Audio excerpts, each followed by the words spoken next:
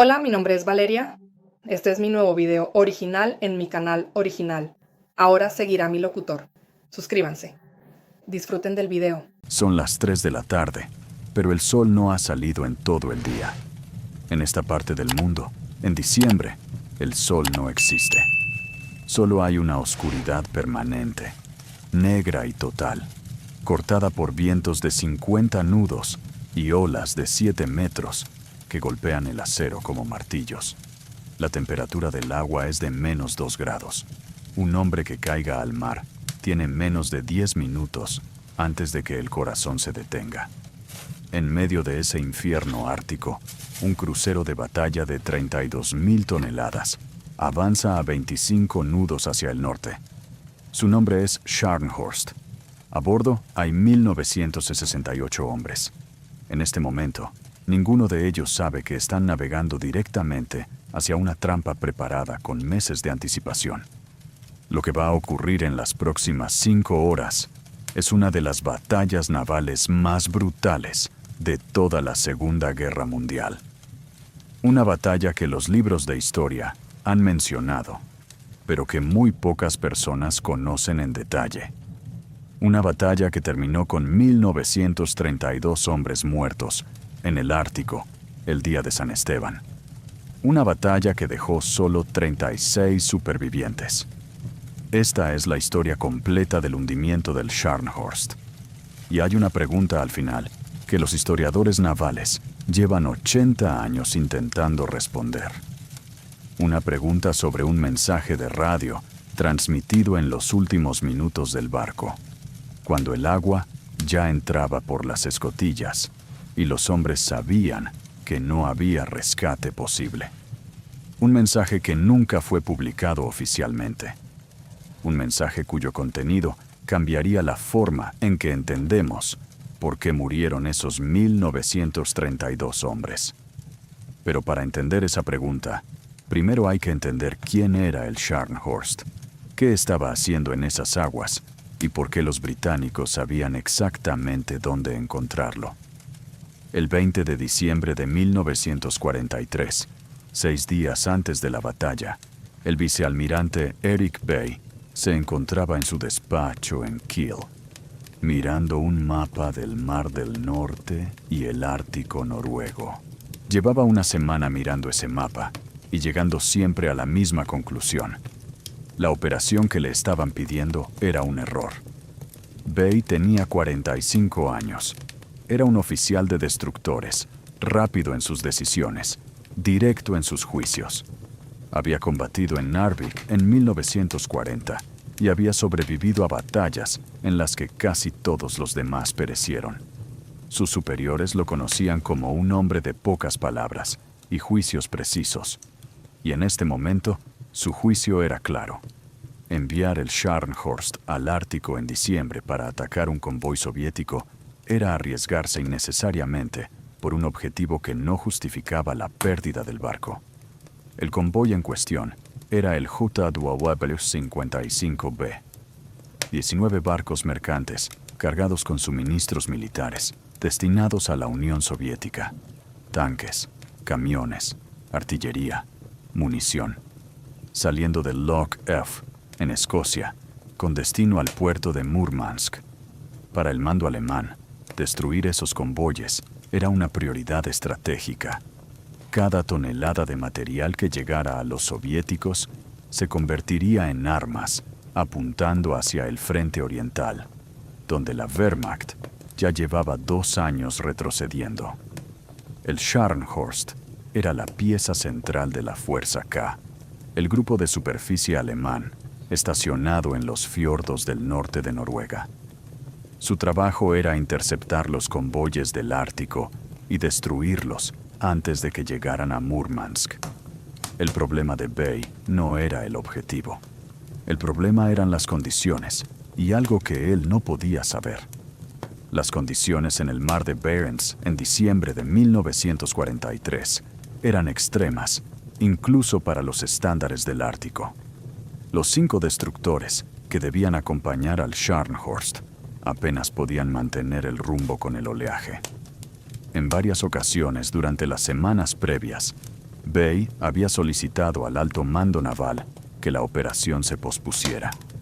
La respuesta había sido siempre la misma. El convoy no esperaría. La oportunidad no se repetiría. Lo que Bay no podía saber era esto. Las comunicaciones del mando naval alemán estaban siendo descifradas en tiempo casi real por los criptoanalistas británicos del Bletchley Park. El sistema Enigma, la máquina de cifrado que los alemanes creían invulnerable, llevaba meses siendo leído con una efectividad que los planificadores del Reich nunca habrían podido imaginar. Cada orden que Berlín enviaba a los barcos alemanes, cada informe de posición, cada debate sobre si el Scharnhorst debía o no salir al mar, llegaba a los analistas británicos horas después de ser transmitida. Y esa información llegaba directamente al almirante Bruce Fraser, comandante de la flota del hogar, que llevaba semanas esperando exactamente esta operación. La noche del 24 de diciembre de 1943, Nochebuena, el almirante Karl Dönitz tomó la decisión final. El Scharnhorst saldría al día siguiente. La operación recibiría el nombre en clave de Ostfront. Bay recibió la orden a las 23:00 horas. Respondió con un mensaje que el historiador naval Gerhard Bidlingmeier describe como una objeción formal encubierta en lenguaje militar. Señalaba las condiciones meteorológicas, la dificultad de los destructores para operar con ese oleaje, la ausencia de cobertura aérea. Dönitz respondió antes de medianoche con un mensaje que en el original alemán tiene 11 palabras y que en esencia decía: la decisión está tomada. El Scharnhorst saldrá mañana al amanecer. Ese mensaje fue interceptado por los británicos a las 23:47 del 24 de diciembre. El operador de Bletchley Park, que lo descifró, lo marcó como urgente y lo envió directamente al almirante Fraser, que en ese momento se encontraba a bordo del HMS Duke of York, navegando hacia su posición de intercepción. Fraser leyó el mensaje y dio una sola orden a su Estado Mayor: el Scharnhorst saldrá mañana. Ajusten las posiciones. A las 07:00 del 25 de diciembre, el Scharnhorst y 5 destructores abandonaron el fiordo de Alta, en el norte de Noruega, y pusieron rumbo al mar de Barents. En ese mismo momento, Fraser se encontraba a 350 millas de distancia, navegando en paralelo.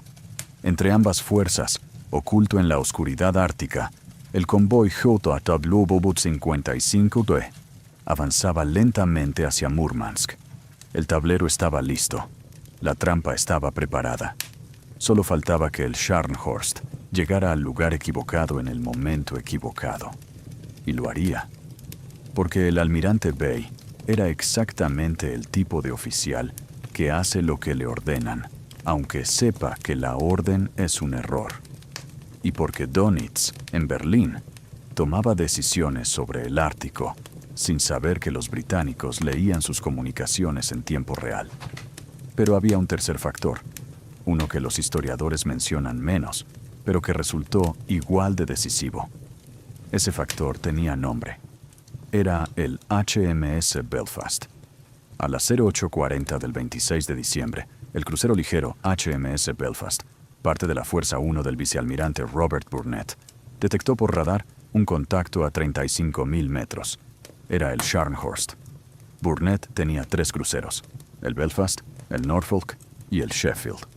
Ninguno podía enfrentarse directamente al Scharnhorst en combate de artillería, porque los cañones del crucero de batalla alemán duplicaban en calibre y alcance los de los cruceros británicos. Pero Burnett no tenía que hundirlo, solo tenía que mantenerlo localizado, retrasarlo, absorber su atención, hasta que el Duke of York llegara a su posición de corte.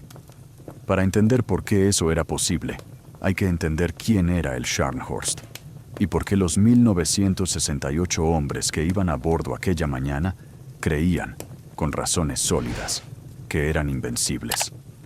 El Scharnhorst era un barco al que los alemanes habían aprendido a querer de una manera poco habitual entre los marineros y sus barcos. No era el más grande de la Kriegsmarine.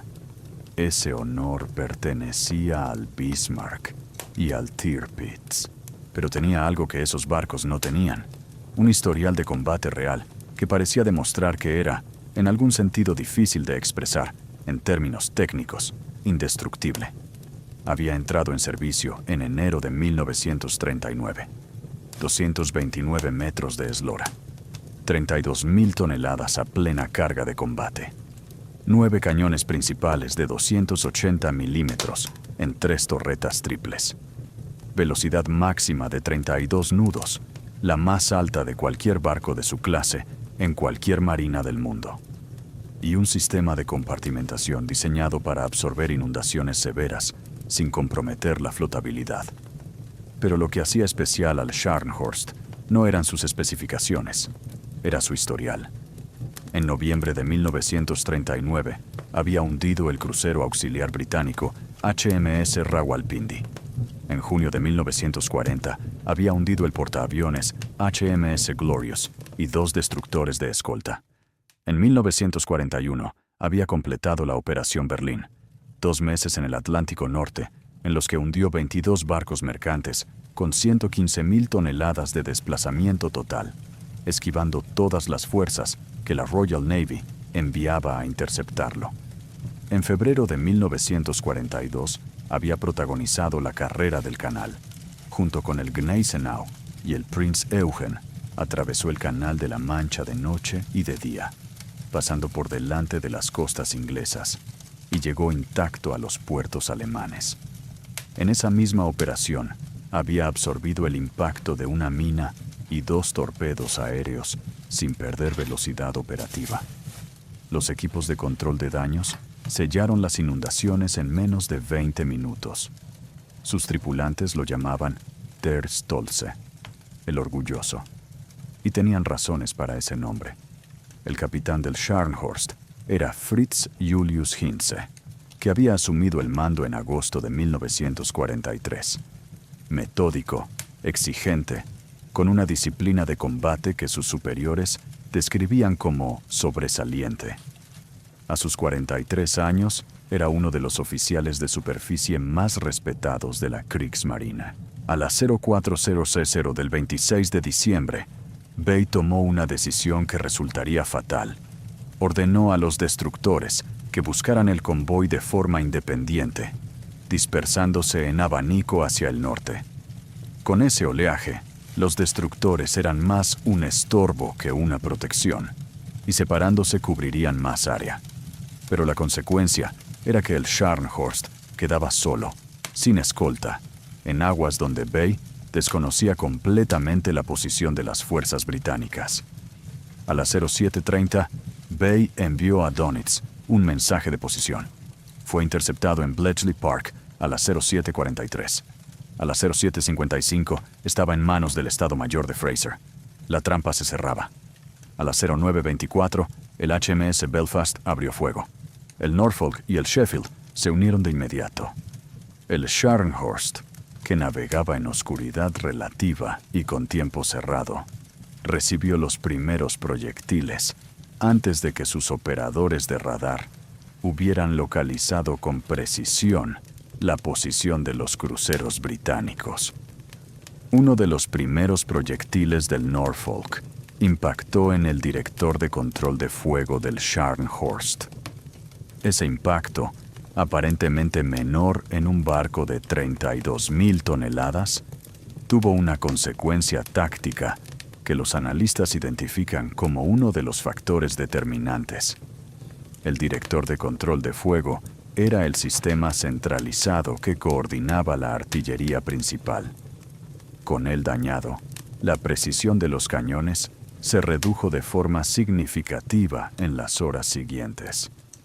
Bay respondió virando hacia el sur a máxima velocidad, alejándose de los cruceros. Era la decisión correcta tácticamente, porque el Scharnhorst era más rápido que el Belfast y sus compañeros. Burnett, en lugar de perseguir al Scharnhorst hacia el sur, viró hacia el norte y se colocó entre el crucero alemán y el convoy. Era un movimiento aparentemente suicida, pero Burnett sabía algo que Bay no sabía. El Duke of York llegaba desde el oeste.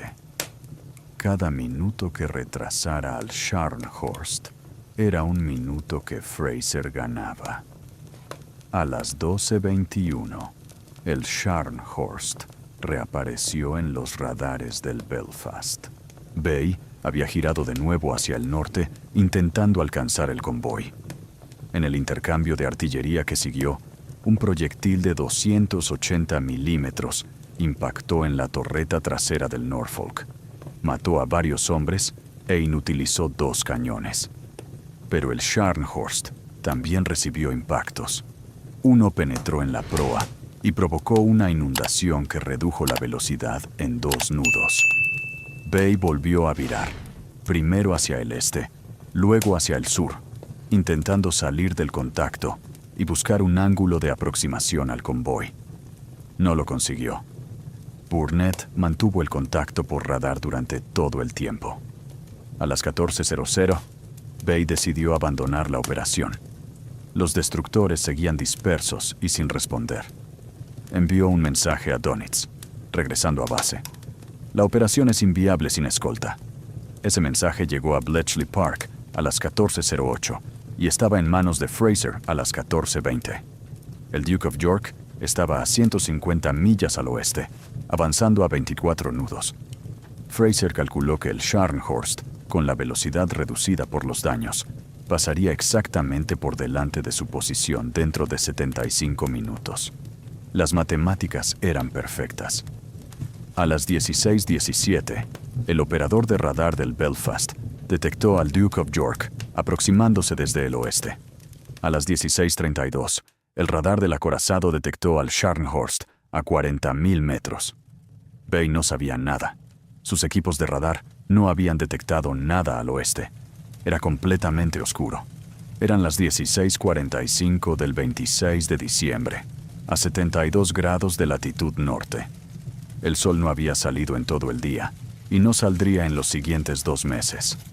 La única luz era la de los instrumentos en los puentes de los barcos.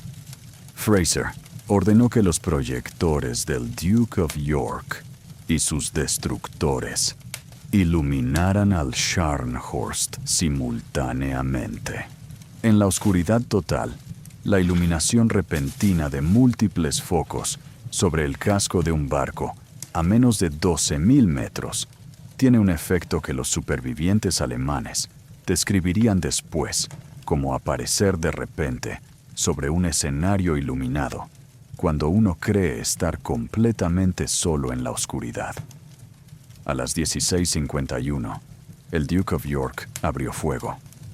Suscríbete ahora mismo. Estás a punto de ver cómo el barco más orgulloso de la Kriegsmarine fue destruido en las aguas más oscuras del mundo. Y la historia que viene a continuación es la razón por la que este canal existe. Lo que ocurrió en las próximas horas no lo encontrarás contado con este nivel de detalle en ningún otro lugar en español. Dale al botón rojo y no te pierdas el final de esta historia. La primera salva del Duke of York no falló. A las 16:51, los 10 cañones de 356 milímetros del Duke of York dispararon simultáneamente desde 12.000 metros. En oscuridad total, con olas de 6 metros, producir impactos en la primera salva es estadísticamente muy improbable, incluso con control de fuego por radar. Esta salva produjo 2 impactos. Uno golpeó la torreta delantera de 280 milímetros del Scharnhorst, penetró en el blindaje lateral y detonó en su interior. La explosión mató a varios artilleros e inutilizó la torreta de forma permanente. El segundo impactó en el costado de babor, provocando una inundación en los compartimentos del casco. En el puente del Scharnhorst, el impacto fue tan inesperado y violento que varios oficiales cayeron al suelo. Hintze se aferró a la barandilla y tardó varios segundos en recuperar la compostura. Bay miró hacia el oeste y vio en la oscuridad los fogonazos del Duke of York disparando la segunda salva. Lo que Bay entendió en ese momento fue inmediato y total. El destello, el intervalo entre el flash y el impacto, la violencia de la explosión. Todo indicaba artillería de acorazado. No había ningún crucero ligero al oeste. Había un acorazado. Bay transmitió a Donitz a las 16:54. Estamos siendo atacados por fuerzas pesadas. Situación grave. A las 16:57, el Duke of York disparó la segunda salva. 3 impactos. Uno penetró en la sala de calderas de popa, reduciendo la presión de vapor y bajando la velocidad de forma inmediata. Otro impactó en la cubierta cerca de la segunda torreta y destruyó una batería antiaérea junto con sus operadores. Hintze ordenó virar a estribor y acelerar al máximo. La velocidad cayó a 22 nudos, luego a 20. La sala de máquinas reportó daños en la caldera número 3.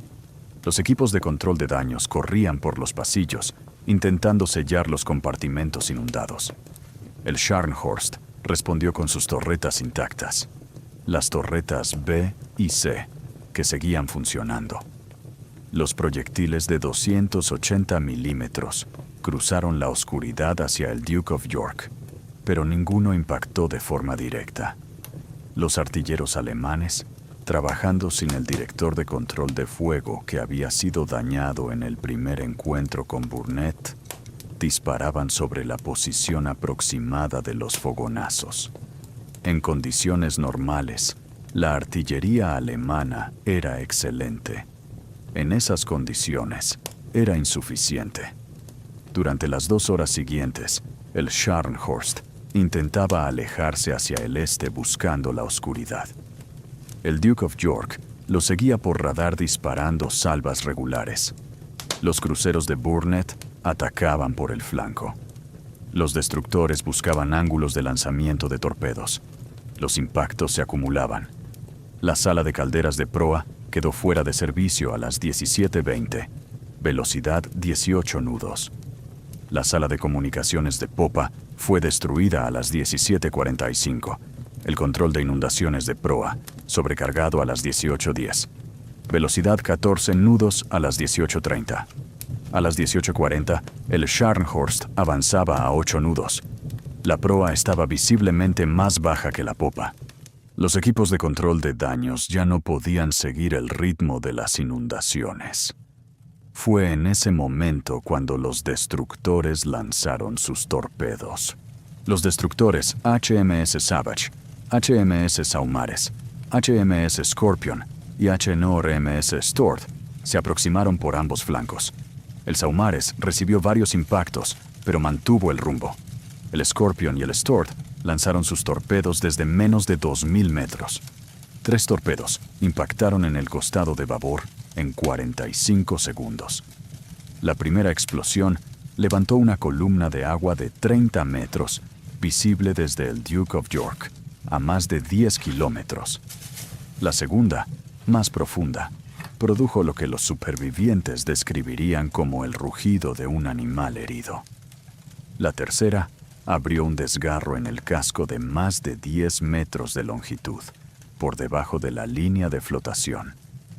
El Scharnhorst se inclinó a babor con una velocidad que nadie a bordo esperaba.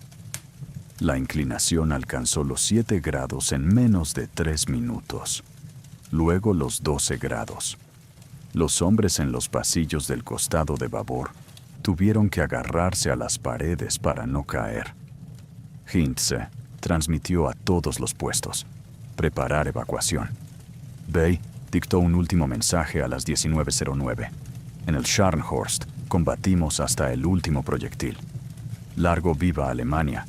Largo viva el Führer. Ese mensaje fue interceptado por los operadores de radio del Belfast a las 19:12. Llegó a Fraser a las 19:15.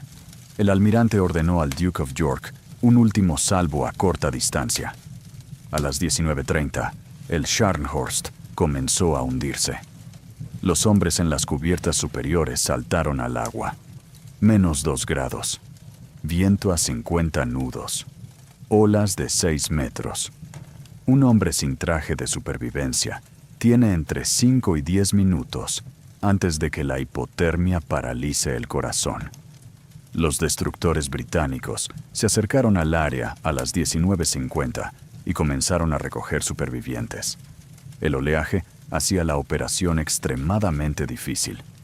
A las 20:15, la búsqueda fue interrumpida. Continuar con los destructores en esa zona, con ese viento y ese oleaje, era arriesgar los propios barcos, sin posibilidad real de encontrar más supervivientes vivos. Los destructores habían recogido 36 hombres. De los 1968 tripulantes del Scharnhorst, 1932 murieron en las aguas del mar de Barents el 26 de diciembre de 1943. Entre los muertos estaban el capitán Hintze y el vicealmirante Bay. Ninguno de los 36 supervivientes era oficial. Lo que los historiadores llevan 80 años debatiendo no es el resultado. El Scharnhorst recibió al menos 13 torpedos y entre 50 y 70 proyectiles. Su hundimiento fue consecuencia directa de las inundaciones acumuladas y la pérdida de maniobra. Lo que está en discusión es el mensaje final. El mensaje que Bay transmitió a las 19:09 es el que aparece en todos los libros de historia. Largo viva Alemania, largo viva el Führer. Es un mensaje formal, construido de acuerdo con lo que la tradición de la Kriegsmarine esperaba de un almirante en sus últimas palabras. Pero hay un segundo mensaje. El historiador Friedrich Ruge, que en los años 50 tuvo acceso a documentos del archivo de la Kriegsmarine que después desaparecieron, menciona en su trabajo de 1962 la existencia de una segunda transmisión del Scharnhorst. Una transmisión que no aparece en ningún registro oficial. Ruge no reproduce su contenido. Dice únicamente que existió y que fue enviada entre las 19:15 y las 19:25, en los 10 minutos que separaron el último mensaje oficial del comienzo del hundimiento. El historiador noruego Jostein Nerboe, en su análisis de 1979, menciona que marineros noruegos a bordo del H. Normstort escucharon en sus equipos de radio una voz en alemán, transmitiendo en texto claro durante unos 30 segundos.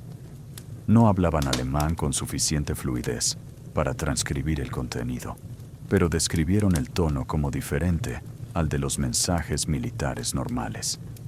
El historiador Charles Burdick, en su investigación de los archivos del Almirantazgo, publicada en 1993, encontró en los diarios del HMS Belfast una referencia a una transmisión no identificada recibida a las 19:18. La entrada dice únicamente: señal no codificada en frecuencia alemana, contenido irrelevante para operaciones, sin transcripción. Los historiadores han propuesto 3 teorías sobre el contenido de ese segundo mensaje.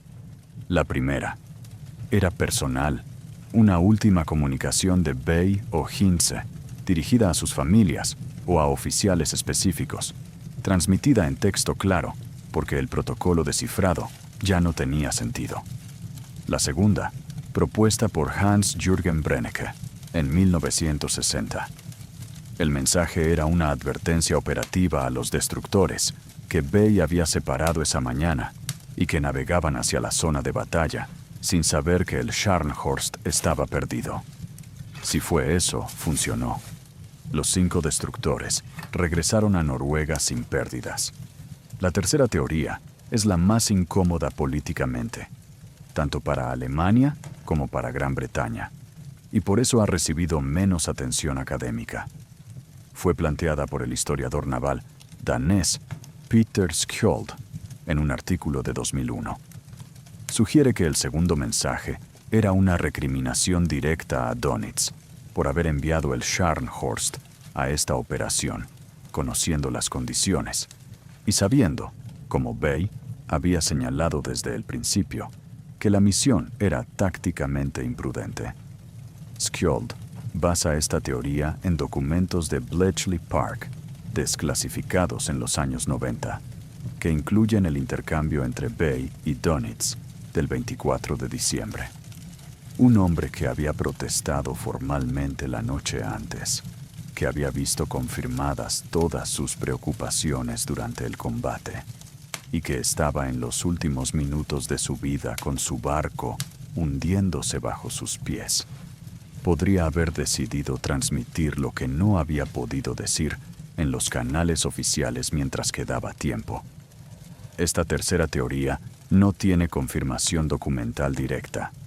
Los archivos de la Kriegsmarine fueron parcialmente destruidos en los bombardeos de 1944 y los documentos supervivientes fueron capturados por los aliados.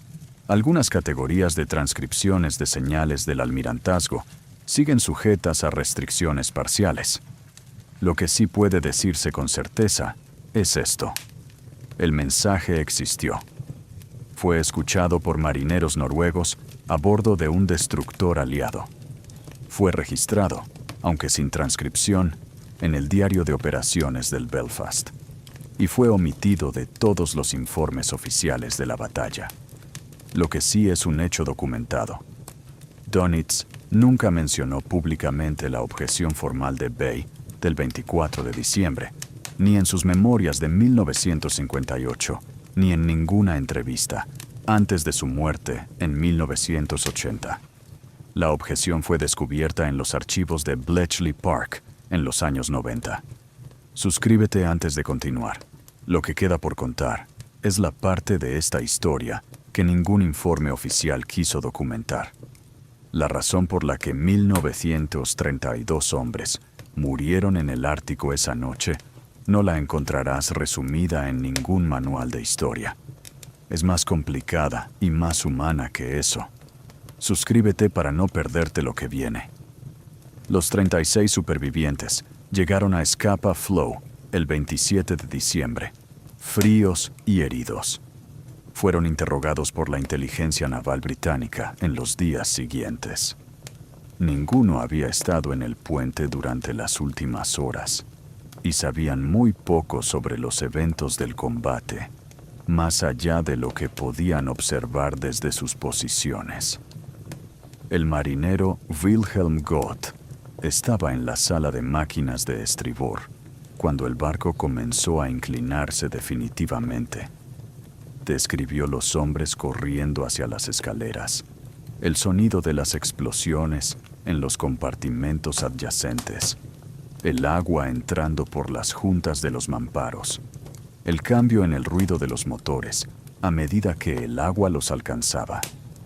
Describió la inclinación del suelo, primero gradual y luego brusca, y cómo cuando alcanzó los 20 grados, saltó por una escotilla lateral que estaba a menos de 1 metro del nivel del agua. Gott fue recogido por el HMS Matchless 28 minutos después. Su última frase en el informe de interrogatorio fue: el Scharnhorst era un buen barco. No merecía ese final. El almirante Fraser presentó su informe el 29 de diciembre. En ese documento hay una frase que los historiadores han citado repetidamente. El Scharnhorst cumplió su destino con el valor que se espera de cualquier enemigo. Para Fraser, la batalla del Cabo Norte no fue una victoria sobre un enemigo inferior, sino la culminación de una planificación meticulosa contra un oponente capaz enviado a una misión imposible por sus propios superiores. Fraser vivió hasta 1981. Cuando se le preguntaba por el Scharnhorst, siempre decía lo mismo. Era un barco excelente, con una tripulación excelente. Fueron enviados a morir por personas que los valoraban menos de lo que los marineros se merecían. No queda claro si Fraser estaba hablando de Dönitz o de algo más general. El hundimiento del Scharnhorst eliminó la amenaza alemana sobre los convoyes del Ártico. El Tirpitz fue inutilizado por bombas especiales británicas en noviembre de 1944 y no volvió a operar. Los convoyes llegaron a Murmansk sin interrupciones, y el material que recibió la Unión Soviética contribuyó de forma significativa a las campañas del Ejército Rojo en 1944 y 1945. Pero la lección más importante no fue sobre blindaje ni artillería. El Scharnhorst fue destruido porque Fraser sabía exactamente dónde estaba en todo momento, y Bay no sabía nada sobre la posición de sus adversarios. Esa asimetría de información, producida por el descifrado del enigma, fue la diferencia entre los 36 supervivientes y los 1932 muertos. Los restos del Scharnhorst yacen en el fondo del mar de Barents, a 290 metros de profundidad, en las coordenadas 72 grados 16 minutos norte, 28 grados 41 minutos este. Fueron localizados por investigadores noruegos en octubre de 2000, 57 años después del hundimiento. El casco está partido en 2 secciones y las torretas principales arrancadas de sus emplazamientos. El gobierno noruego los considera oficialmente un cementerio de guerra. Los 1932 hombres que murieron no tienen otro memorial que ese casco roto en el fondo del Ártico. Bay fue ascendido póstumamente al rango de almirante. Hintze a contraalmirante. Los 1930 marineros que murieron con ellos no recibieron ascensos póstumos. Sus nombres aparecen en el memorial del Scharnhorst en Kiel, en una lista que ocupa varias páginas de piedra. Wilhelm Gott sobrevivió a la guerra y vivió en Hamburgo hasta 1978. En una de las últimas entrevistas que concedió antes de su muerte, le preguntaron qué pensaba cuando miraba atrás, hacia aquella noche de diciembre de 1943. Respondió que no pensaba en la batalla, pensaba en los hombres, en los que no salieron, en el hecho de que todos ellos sabían, en algún momento de aquella tarde, que no iban a volver, y en cómo siguieron en sus puestos de todos modos. Eso, dijo Gott, es lo único que merece ser recordado de toda esa historia. Era marinero de primera clase. No era poeta, ni historiador, ni almirante. Pero en esa respuesta capturó algo que los informes técnicos y los análisis estratégicos no pueden capturar. La pregunta sobre el segundo mensaje de Bay sigue sin respuesta definitiva. Los archivos disponibles confirman que existió. No confirman su contenido.